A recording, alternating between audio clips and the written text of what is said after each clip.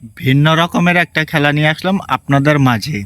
তিনজন বাচ্চা থাকবে, তিনজন বাচ্চার কাছে তিনটা বল থাকবে, তিন সাইডে তিনটা ঝুড়ি দেওয়া আছে। এমনকি এক হাত দিয়ে বল ফালাইতে হবে ওই ঝুড়িতে, আরেক হাত দিয়ে গামছা থাকবে ধরা। তো তিনজনের হাতে গামছা থাকবে, যে যার শক্তি বেশি, যে যাকে ওভারটেক করে গামছা টেনে শক্তি খাটিয়ে ওই ঝুড়ির কাছে যে বলটা ফালাইতে পারবে সেই কিন্তু ফার্স্ট হবে।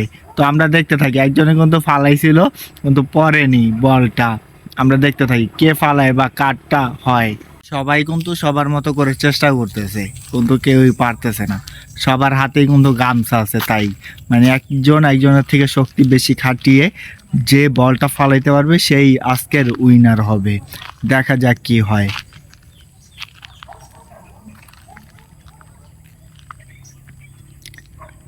খেলাটা আসলে মজার, খুবই চমৎকার। একজন একজনকে টানে কিন্তু কেউই বল ফালাইতে পারে না। দেখুন খুবই চমৎকার। লাস্টে একজনের বল কিন্তু ফেলেই দিল, সে কিন্তু উইনার হয়ে গেছে।